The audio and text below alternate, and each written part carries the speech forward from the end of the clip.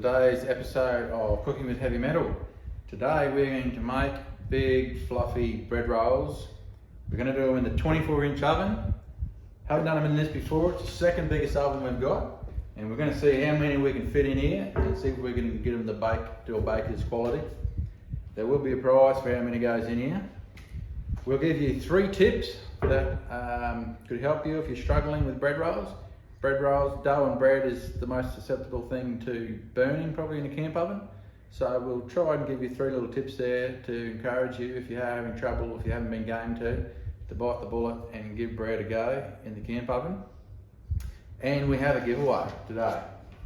We're going to give away a lid lifter. We get these off our good friends Batterham family. All the details will be in the description below.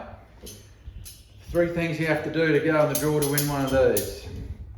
First of all, you got to guess how many bread rolls we cook in this today. Now we will show you a picture at the end. You can pause the video and count the number of bread rolls. And then in the comments on the video, put the number of bread rolls. Be subscribed to our channel and like us on Facebook with Cooking with Heavy Metal. Now, some people like to hide behind their YouTube description and don't want people knowing who it is. So if that's you, send us a message in Cooking with Heavy Metal and let us know what your YouTube username is so we can match up your number. Otherwise, when you put your number in the comments, just put your name there as well. And then 7 days, we'll do the draw and we'll be able to then match it up and send you a message via Facebook, because it's hard to communicate to you through YouTube. So we'll do all that through Facebook. All the details in the description at the bottom. Now we'll get over it and start with our bread rolls and getting the dough ready. Okay, first of all, it comes down to activating your yeast.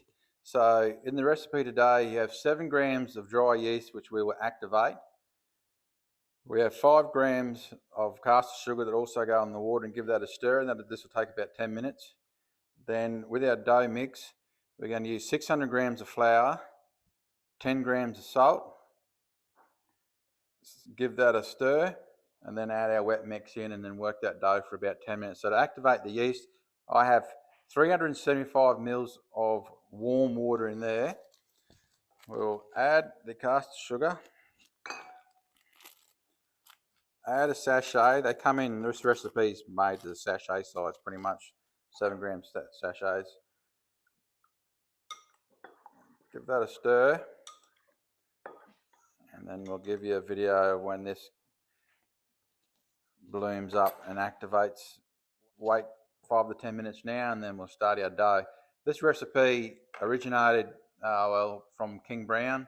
Lots of people have had their ins and takes on it. We've had a lot of people help us until we got our first dough right, and then it's been clear sailing from then once you know what that perfect first dough is when you get there. We had the Batterham family help us, and Master Baker Mike helped us a lot in tweaking and getting things right, and you can now do it with the eyes shut. Okay, it's been about 8 minutes. Our yeast is activated, so I'll go ahead now and put our flour in. I'll just tear off our cup. When you're starting out, it's a great thing to measure it. Bread is pretty specific on getting ingredients right. When you're first starting, once you've got the feel of the dough, well, then you're able to just mix and add. So it's 600 grams of flour, which is pretty close to 4 loose, very level cups of flour. If you're looking for about 150 grams in each one, 4 of those will give you 600. But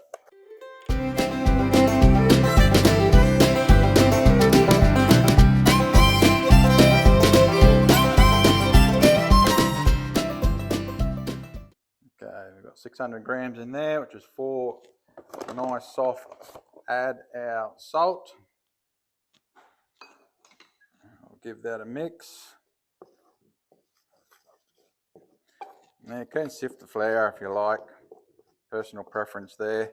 I'm going to do a video on activating the yeast versus adding yeast, dry yeast straight into the flour mix, and 1 rise versus 2 rises. That's a video coming up. Now we will add this 375 mils to our mix of activated yeast. Now we'll bring this dough together and then we will put it on the board and start kneading it for about 10 minutes.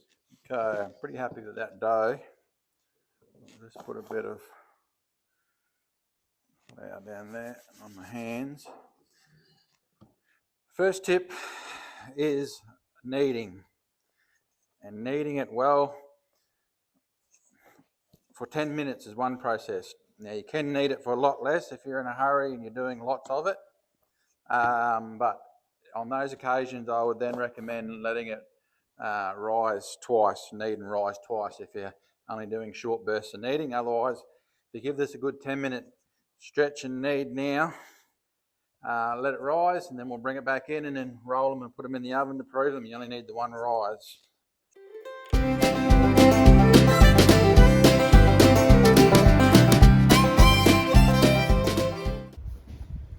Okay, we've been kneading this for about that 10-minute mark. I'm pretty happy with it. We'll just do the window test.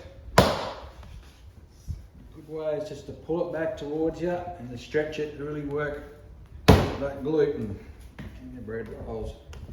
If you think it's a little bit on the sticky side, that's better than being on the dry side, as a hint there.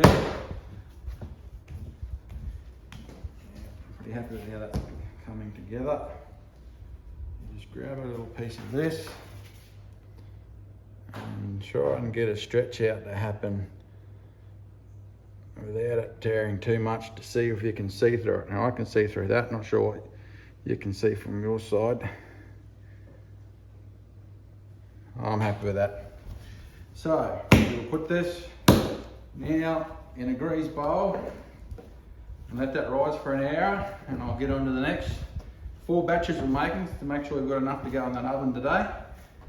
The next lot of yeast there is activated, so that 10-minute period happens while we are kneading for 10 minutes.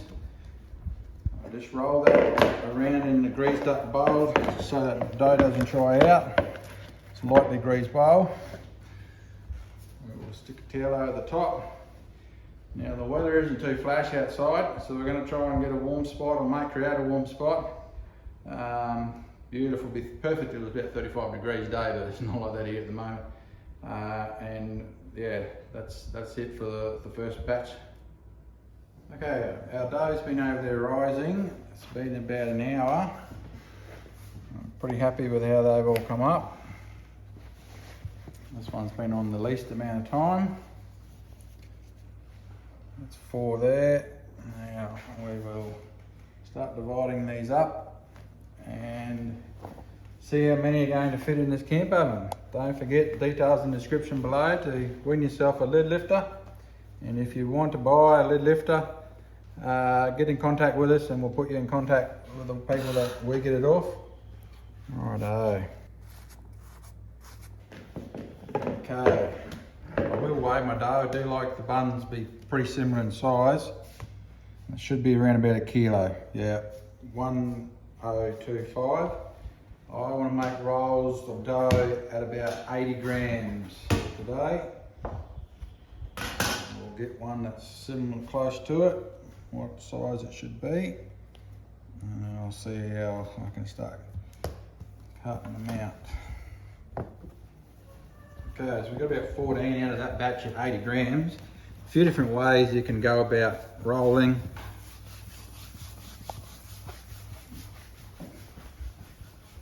Depends how many you're doing. I have a different technique I like to use if I'm just doing a couple, is I like to just punch it under and poke it up through there like that.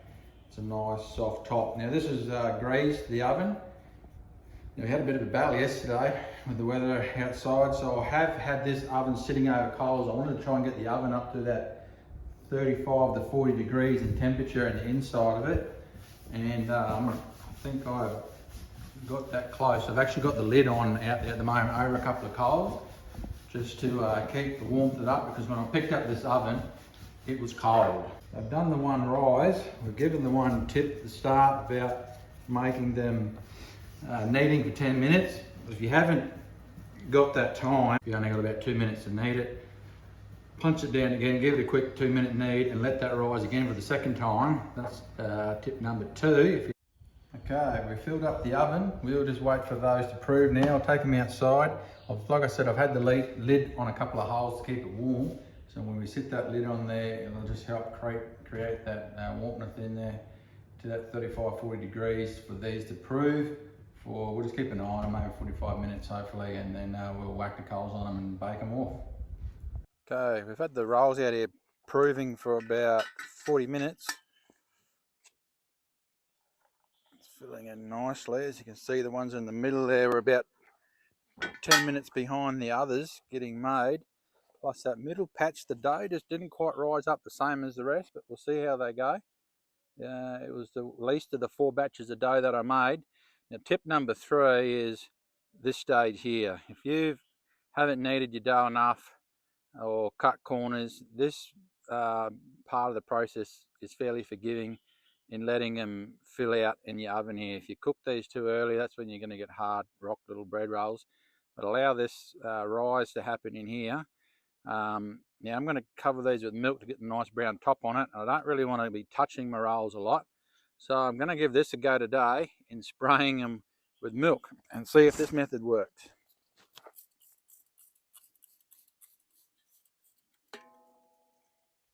Just checking what the heat's like off that fire. It's not too much of an impact at all. I'm going to put most of my coals on the lid. Very few under. This part of the process is where you create that fan force oven, is from the coals on the top, not underneath. Underneath heat works like a grill in your oven. Direct heat, cook things fast. Whereas on the top, that's what creates more that fan force bit. We don't need many underneath at all. We'll just go with that for now. See. Yeah, about 7 at the most seconds, and I've got to pull my hand away. That's plenty. I'll just level those out under there. I've been on for 35 minutes, so we'll just have a check. I think we're good to go.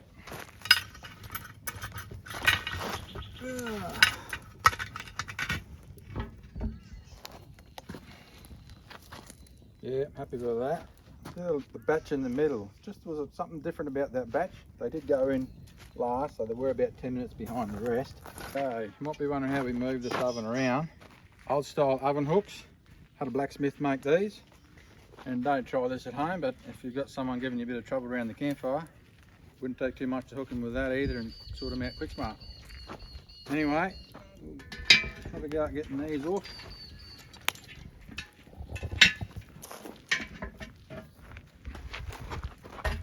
Like so.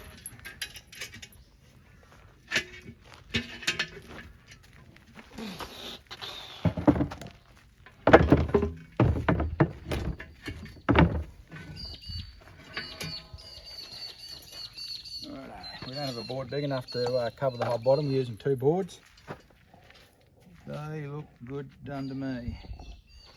And that top's browned up nicely with the bit of milk we sprayed on them.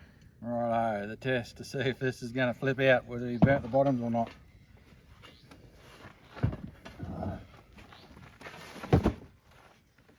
Woohoo! Happy, happy, happy.